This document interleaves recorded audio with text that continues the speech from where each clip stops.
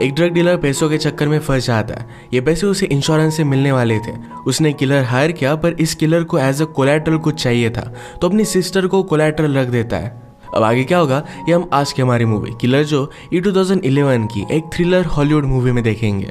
अगर आपको वीडियो अच्छा लगता है तो प्लीज़ इसे लाइक और कमेंट जरूर कर दीजिएगा। अब मैं बिना किसी देरी के एक्सप्लेनेशन स्टार्ट करते हैं। मूवी स्टार्ट होती है और हम हमारा मेन कैरेक्टर जिसका नाम है क्रिस, ये बहुत ही ज़्यादा डरा हुआ घर पर आता देख सकते हैं। बाहर बारिश चल रही थी और उसके मदर ने उसे घर से बाहर निकाल दिया था, तो अपने फादर के पास वो आ गया। उसके फादर ने शार्ला नाम की लड़की से शादी कर ली थी। क्रिस की सिस्टर डॉटी भी इनके साथ ही रहती है। शार्ला पूछती है क्या तुम्हारी मदर ने फिर से तुम्हें घर से बाहर निकाल दिया। फादर कहते हैं कि क्या तुमने उसे फिर से मारा। क्रिस कहता है कि मैंने सिर्फ उसे पुश किया था। क्रिस अपने फादर एंसल से कहता है कि जल्दी से पैंट पहनो, हमें बाहर जाना है, एक प्राइवेट चीज़ पर मुझे आपसे बात करनी है। बाहर जाकर उसने कहा कि मुझे $6000 की ज़रूरत है। अगर उसने वो पैसे पे नहीं किए तो उसका बॉस उसे मार डालेंगे। एक्चुअल में क्रिस ड्रग डीलर था। एंसल ने कभी भी इतने पैसे देखे नहीं थे, तो उसे वो हेल्प नहीं कर सकते। क्रिस कहता है कि मुझे सिर्फ $1000 दे दो, बाकी का मैं इंतज़ाम कर लूँगा। पर इतने भी पैसे एंसल के पास नहीं थे। एंसल उससे पूछता है कि एक्चुअल में हुआ क्या था। क्रिस ने कहा कि मेरे पास ड्रग्स थे और मदर ने वो चोरी कर लिया। मदर और उसके बॉयफ्रेंड ने मिलकर इसे सेल कर दिया था। अब जितने पैसे अपने बॉस को उसे देने थे उतने उसके पास नहीं थे।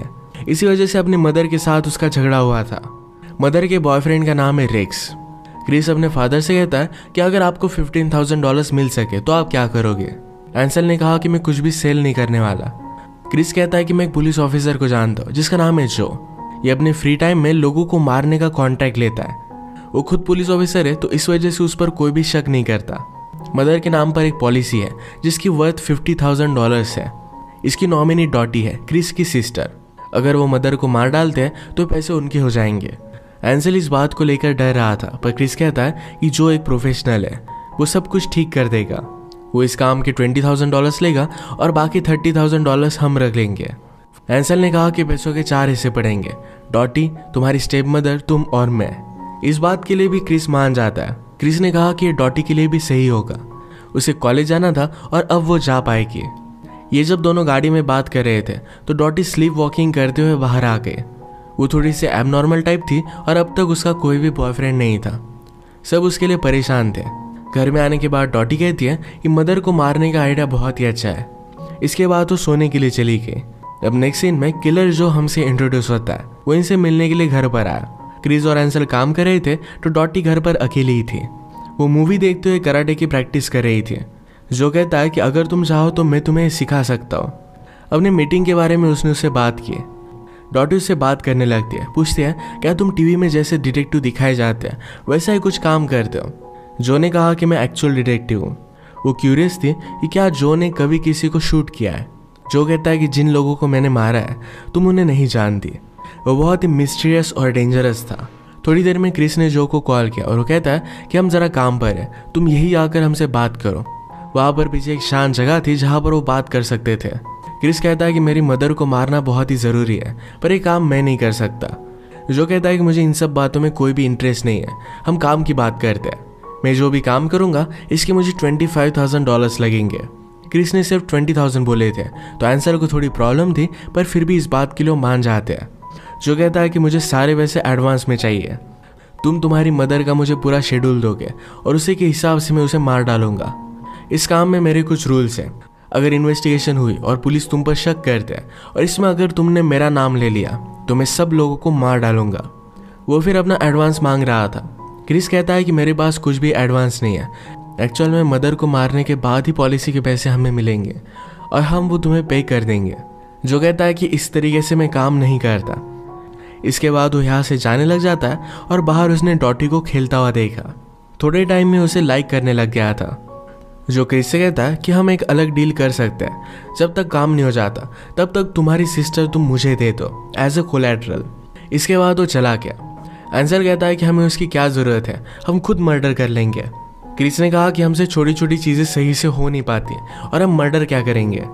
इन्होंने इस बात पर थोड़ा सा सोचा और दोनों मिलकर डॉटी को एज ए कोलैटरल रखने के लिए मान जाते हैं। इसके बाद हम शार्ला को देखते हैं। शार्ला किसी और आदमी के साथ बातें कर रही थी। आज रात उसके साथ मिलने वाली थी।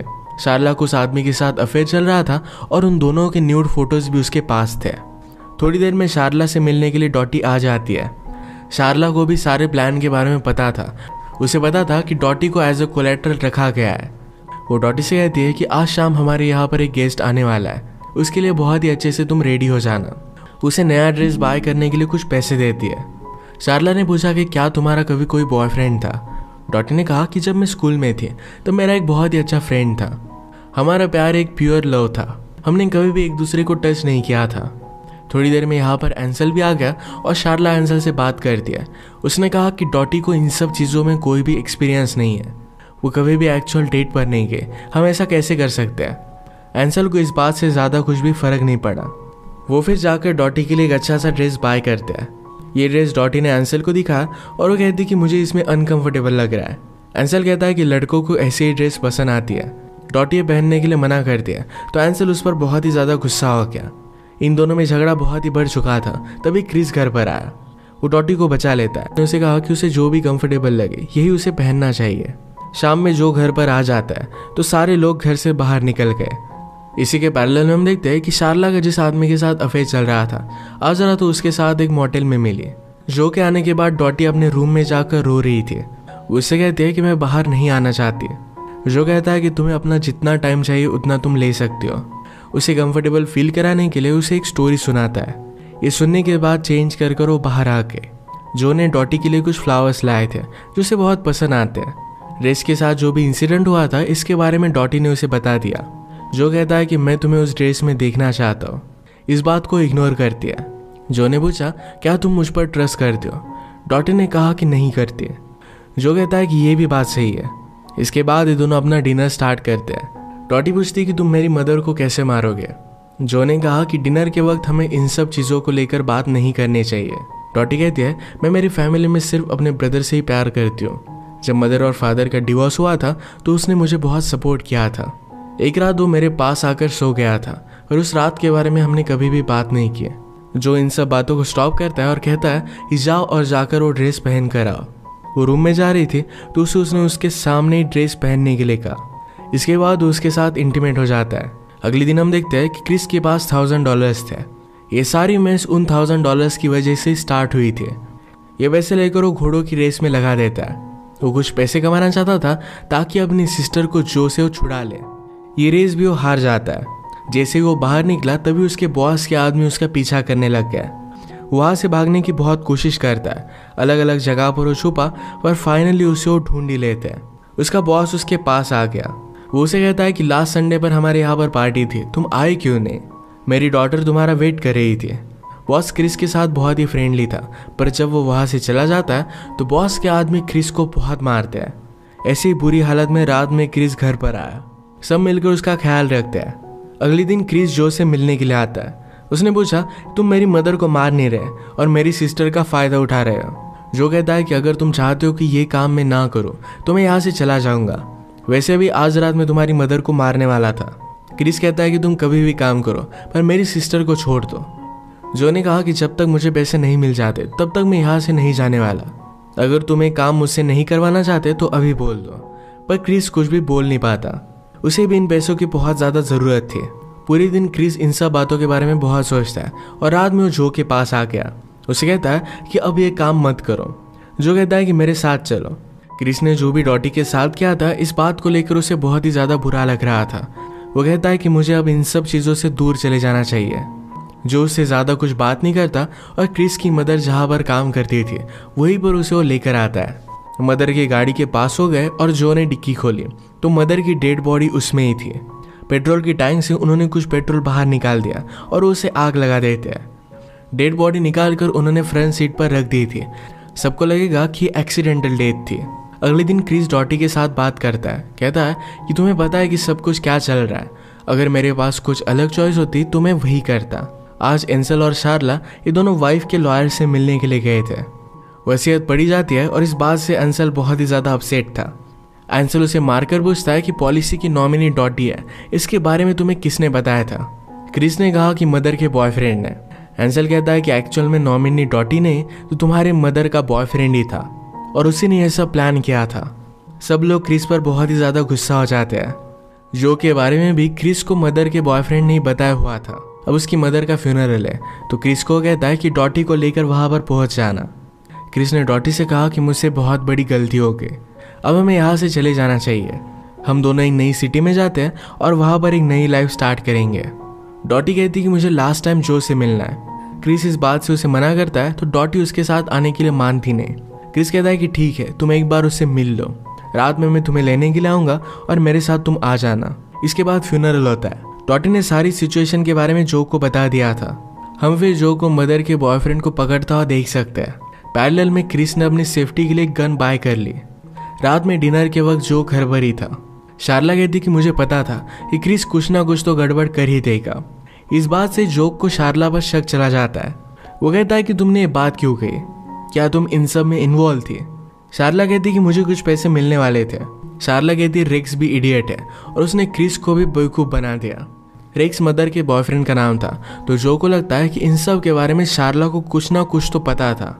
उसने शार्ला से कहा कि अगर तुम्हें पता था कि क्रिस सब कुछ गड़बड़ कर सकता है, तुमने हम सब को रोकने की क्यों नहीं कोशिश की?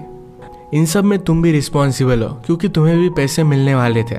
मुझे तुम लोग $25,000 दे देते और बाकी के पैसे रख लेते। बाकी के पैसे कितने थे? पॉलिसी का प्राइस कितना था? शार्ला कहती कि $100,000।